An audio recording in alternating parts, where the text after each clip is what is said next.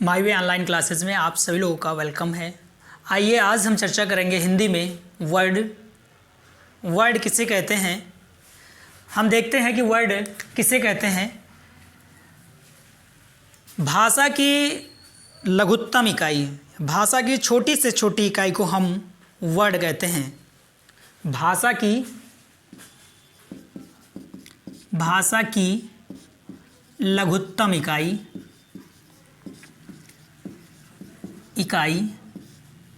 क्या होती है?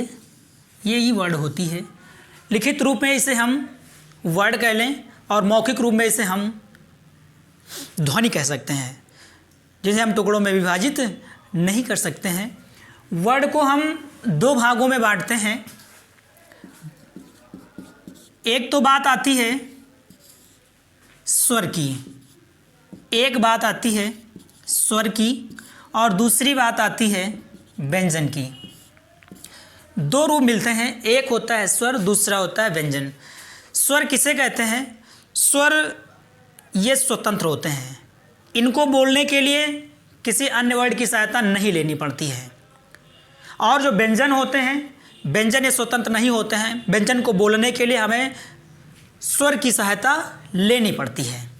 देखते हैं कि हम स्वर कौन कौन से होते हैं। हिंदी में मूल स्वरों की जो संख्या होती है वो संख्या होती है 11 और जो व्यंजन की संख्या होती है वो होती है 33। स्वर की संख्या 11 और व्यंजन की संख्या 33 होती है। अगर कुल वर्ड की बात की जाए कि भाई कुल वर्ड कितने होते हैं हिंदी में, तो हिंदी में कुल वर्डों की संख्या होती है 52। कितनी संख्या होती है? 52। आइए जान लेते हैं स्वर। स्वर की संख्या 11, व्यंजन की संख्या 33। द्विगुण व्यंजन होते हैं, इनकी संख्या होती है 2। उसके बाद फिर अंतस्थ मिलता है, अंतस्थ, इनकी संख्या 4। ऊष्म व्यंजन, ऊष्म की संख्या 4 होती है। फिर इसे में मिल जाता है संयुक्ताक्षर।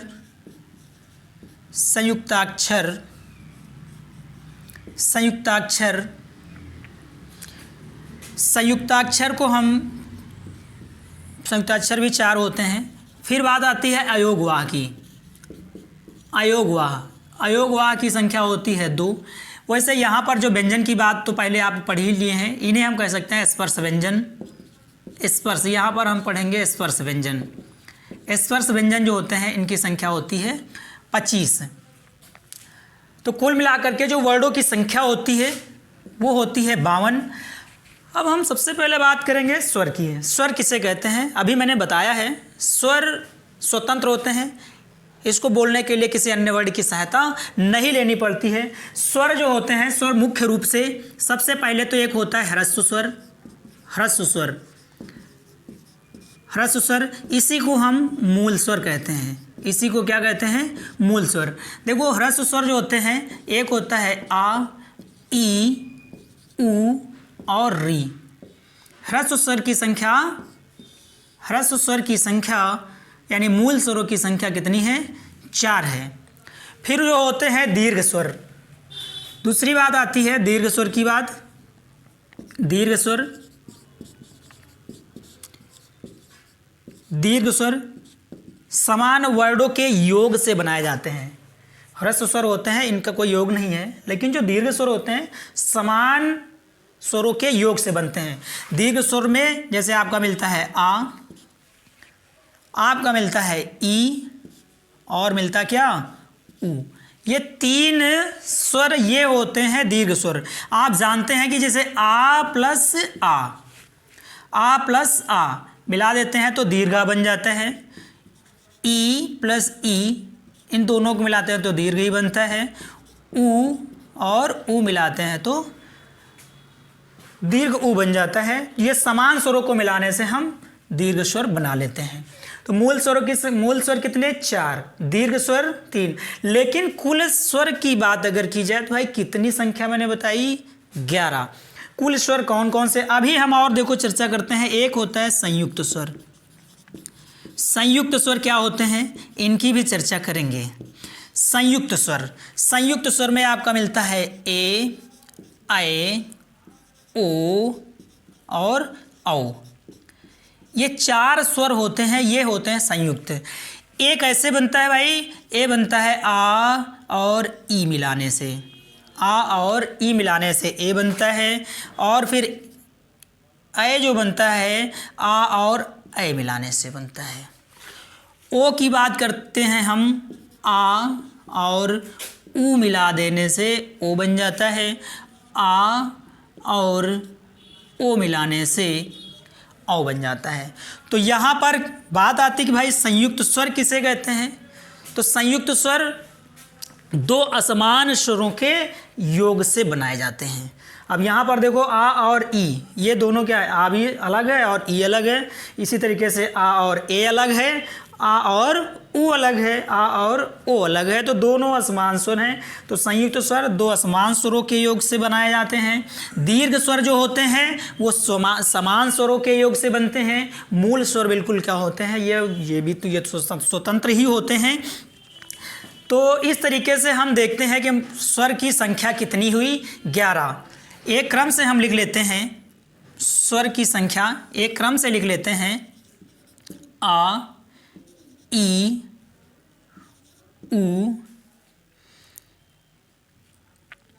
आ, ई, ऊ, री, ए, ऐ, ओ और औ। इस तरीके से हम देखते हैं कितनी संख्या हुई, 1 2 3 4 5 6 7 8 9 10 और 11। इस तरीके जो स्वर की संख्या है कितनी हुई, 11। अब हम बात करेंगे स्वर के उच्चारण की बात, कि स्वर का हम उच्चारण किस तरीके से करेंगे, इनका उच्चारण स्थान क्या है, आइए जानते हैं।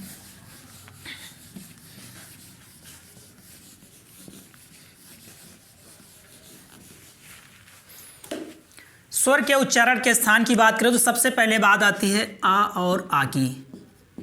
इन दोनों का उच्चारण स्थान क्या है, इनका उच्चारण स्थान होता है कंठ। क्या होता है, कंठ होता है, यानी कंठ से बोले जाने वाले वर्ड होते हैं, वो स्वर होते हैं। आ और आ कंठ से बोला जाता है। ई और ई की बात आती है, ये बोले जाते हैं तालव्य, यानी तालु जिसे कहते हैं तालव्य। इनका उच्चारण स्थान तालव्य होता है, तालु जिसे कहते हैं। उसके बाद ऊ आता है, ऊ, ऊ का उच्चारण स्थान ओष्ठ होता है, ओष्ठ। उसके बाद बस आता है आपका ऋ से ऋषि, इसका उच्चारण होता है मूर्धन्य, मूर्धन्य। उसके बाद ए और ऐ। आप देख रहे हैं यहाँ पर भी आपने देखा ए और ऐ, और यहाँ पर देखा आपने ए और ऐ, ये किससे बने हैं, ए का निर्माण आ और ई से हुआ है, और आ का उच्चारण स्थान क्या है, कंठ है, और ई का उच्चारण स्थान क्या है, तालव्य है। तो इसका मतलब है कंठ तालु, कंठ तालु, इसका उच्चारण क्या है, कंठ तालु है। फिर बात आती है ओ औ की, ओ और औ की बात आती है। तो देखो ओ भी आप देख रहे हैं यहाँ आ और ऊ से बना है, आ का तो उच्चारण स्थान कंठ ही है, और ऊ का स्थान इधर देखा आप लोगों ने ओष्ठ है, ओष्ठ। तो कंठोष्ठ हम क्या कह सकते हैं, कंठ या कंठोष्ठ, कंठोष्ठ। ए ऐ का उच्चारण स्थान कंठ तालु, ओ औ का उच्चारण स्थान कंठोष्ठ है, री का उच्चारण स्थान मूर्धन्य है, ऊ और ऊ का उच्चारण स्थान ओष्ठ है, ई और ई का तालव्य है, आ और आ का कंठ है। ये बात रही है स्वर की। स्वर आपने जाना 11 इनकी संख्या होती है, और कौन कौन से मूल स्वर होते हैं, कौन कौन से संयुक्त स्वर होते हैं, और कौन कौन से दीर्घ स्वर होते हैं। अब हम बात करेंगे व्यंजन की। अब बात करते हैं व्यंजन की।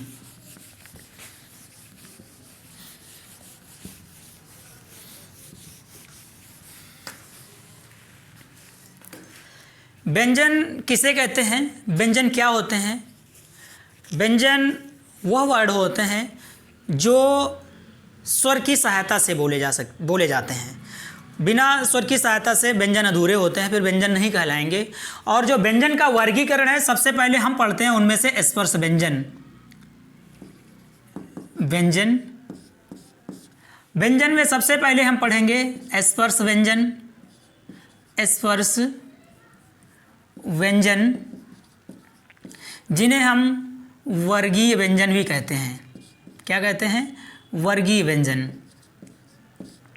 वर्गीय व्यंजन की बात करें तो सबसे पहले का, खा, गा, घा और अंगा। फिर है चा, छा, जा, झा, इया। टा, ठा, डा, ढा, अड़ा। ता, था, दा, धा और ना। पा, फा, बा, भ और मा। इस तरीके से देखते हैं कि कितने हैं एक वर्ग में। इसे हम कह लेंगे कवर्ग। इसे क्या कहेंगे हम? कवर्ग कहेंगे। और ये है चावर्ग, ये चावर्ग। और ये है टावर्ग, ये टावर्ग है। और ये है तावर्ग, और ये है पावर्ग। इस तरीके से आप लोग देख रहे हैं कि हर एक वर्ग में कितने अक्षर हैं, कितने वर्ड हैं? 5। हर एक वर्ग में 5 अक्षर हैं। अगर साथ साथ में देखते जाएं तो इनकी संख्या कितनी बनी? 25 बनी। कितनी संख्या बनी? तो स्पर्श व्यंजन की संख्या कितनी होती है? 25 होती है। अगर इनकी अभी साथ साथ में उच्चारण स्थान की भी मैं बात करूं तो जैसे का वर्ग है, का वर्ग का उच्चारण होता है कंठ से। किससे होता है? कंठ से होता है। का वर्ग का उच्चारण कंठ से होता है। चा वर्ग का उच्चारण स्थान तालु से होता है, या तालव्य जिसे कहते हैं। चा वर्ग का उच्चारण तालव्य से होता है। टा वर्ग का उच्चारण मूर्धन्य से होता है, मूर्धन्य से होता है। उसके बाद है तावर्ग। टावर्ग का उच्चारण स्थान दंत होता है, और पावर्ग का उच्चारण स्थान होता है ओष्ठ। किससे होता है? ओष्ठ से। ओष्ठ। हमें हर वर्ग को जानना है और उनके उच्चारण स्थान को जानना है। का वर्ग में का, खा, गा, घा और अंगा, इसका उच्चारण कंठ से है। चा वर्ग का तालव्य से है। टा वर्ग का मूर्धन्य से है, और ता वर्ग का दंत से है, और पा वर्ग का ओष्ठ से है। तो इस तरीके से हमने देखा यहाँ पर स्पर्श व्यंजन की संख्या कितनी मिली? 25। आगे बात करते हैं, थोड़ा सा हम बात कर लेते हैं द्विगुण व्यंजन की। कौन से व्यंजन की? द्विगुण व्यंजन की। द्विगुण व्यंजन कौन से होते हैं? एक होता है डा, ढा। 2 व्यंजन होते हैं, डा और ढा। 2 व्यंजन होते हैं, और इनका भी उच्चारण स्थान होता है मूर्धन्य। इनके अगर उच्चारण स्थान की बात करें तो इनका भी उच्चारण स्थान क्या होता है? मूर्धन्य होता है। तो इस तरीके से द्विगुण व्यंजन भी आप लोगों ने पढ़ लिया। उसके बाद बात करते हैं हम अंतस्थ की। भाई ये तो स्पर्शी व्यंजन हो गए या वर्गीय व्यंजन हो गए, जिनके उच्चारण के लिए कंठ, ताल, मूर्धा, दंत, ओष्ठ आदि की जरूरत पड़ती है। आइए इसके बाद हम पढ़ते हैं अंतस्थ व्यंजन। अंतस्थ व्यंजन किसे कहते हैं? अंतस्थ व्यंजन जिन वर्णों का उच्चारण स्वर और व्यंजन के मध्य होता है, बीच में होता है, उन्हें कहते हैं हम अंतस्थ व्यंजन। अंतस्थ के अंतर्गत या, रा, ला और वा 4 वर्ड मिलते हैं। या, रा, ला और वा। देखो जो अंतस्थ होता है इसे हम अर्धस्वर भी कहते हैं। इसे क्या कहते हैं? अर्धस्वर। इन्हें अर्धस्वर के नाम से भी हम जानते हैं। जो अंतस्थ होते हैं इन्हें अर्धस्वर के नाम से भी जानते हैं। अब बात आती है कि या का उच्चारण स्थान क्या है। या का उच्चारण स्थान है तालु या तालव्य, तालव्य। उसके बाद रा का उच्चारण स्थान है मूर्धन्य, रा का उच्चारण स्थान है मूर्धन्य। और ला का उच्चारण स्थान है दंते, ला का उच्चारण स्थान है दंते। और बचती है बात वा की। वा का उच्चारण स्थान है दंते, दंते प्लस ओष्ठ, ओष्ठ अर्थात दंतोष्ठ। बात आती है वा के उच्चारण स्थान की, तो इसे कहते हैं हम दंतोष्ठ। वा का उच्चारण स्थान क्या होता है, दंतोष्ठ होता है। अब इसी कड़ी में हम अंतस्थ के बाद हम पढ़ेंगे ऊष्म व्यंजन। ऊष्म व्यंजन क्या होते हैं, वे व्यंजन जिनके उच्चारण करते समय यानी जो भी शब्द ऊष्म वाले वर्ड होते हैं, उच्चारण के समय मुख से जो सब वर्ड निकलते हैं, घर्षण होता है, गर्मी पैदा करते हैं, ऐसे शब्द होते हैं। कौन कौन से होते हैं ऊष्म व्यंजन। ऊष्म व्यंजन देखो, ऊष्म व्यंजन को हम संघर्षी व्यंजन इसीलिए कहते भी हैं। इनका दूसरा नाम क्या है, संघर्षी व्यंजन, संघर्षी व्यंजन। संघर्षी व्यंजन में सा, शा, सा और हा, ये 4 वर्ड मिलते हैं। सा, शा, शा और हा। अब इनके हम उच्चारण स्थान की बात कर लेते हैं। जैसे ये सा है, ये मूर्धन्य सा है, मूर्धन्य सा। और ये सा है दंत सा, दंत सा। और इस सा को हम कहते हैं तालव्य सा, तालव्य। और जो हा होता है, हा का उच्चारण स्थान होता है कंठ। क्या होता है, कंठ होता है, कंठ। हा का उच्चारण स्थान कंठ होता है। इसी कड़ी में अंतस्थ आपने पढ़ा, ऊष्म व्यंजन पढ़ा। ऊष्म व्यंजन के बाद बात आती है संयुक्ताक्षर की। अन्य वर्ड में हम इधर पढ़ते हैं, ये संयुक्ताक्षर क्या होते हैं। संयुक्ताक्षर क्या होते हैं, ऐसे वर्ड या ऐसे वर्ड जो 2 वर्डों के योग से मिलकर के बनाए जाते हैं, संयुक्ताक्षर वर्ड कहलाते हैं। जैसे छा, त्रा, ज्ञा और स्रा, ये 4 वर्ड मिलते हैं। छा का उच्चारण, छा के लिए छा किससे मिलता है, किससे बनता है, का और सा, का और सा मिलाकर के छा बनाया जाता है। ता के लिए ता प्लस रा, ता और रा से हम त्रा बनाते हैं। बात आती है ज्ञा की, जा प्लस या, ज्ञा बनता है। स्रा के लिए सा प्लस रा के योग से देखो छात्रंग ज्ञा 2 वर्डों के योग से मिलकर के बनाए जा रहे हैं, इसलिए इनका नाम है संयुक्ताक्षर। संयुक्ताक्षर के बाद फिर आगे हम पढ़ेंगे अयोगवाह। ये अयोगवाह क्या होते हैं, देखते हैं हम अयोगवाह की चर्चा करते हैं। अयोगवाह, अयोगवाह ना तो स्वर होते हैं और ना ही ये व्यंजन होते हैं, ये दोनों के मध्य की कड़ी होते हैं। जैसे ज़रूरत होती है वैसे इनका प्रयोग हम स्वर एवं व्यंजन दोनों के साथ में कर लेते हैं।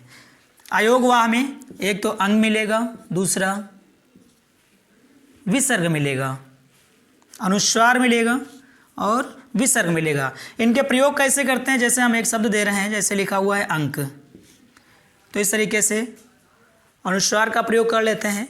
फिर बात आती है जैसे विसर्ग की, जैसे मैंने यहाँ पर लिख दिया प्रातः, यहाँ पर ता के साथ में विसर्ग का प्रयोग किया गया और यहाँ पर आ के साथ अनुस्वार का प्रयोग किया गया। इस तरीके से हमने पढ़ लिया अयोगवाह।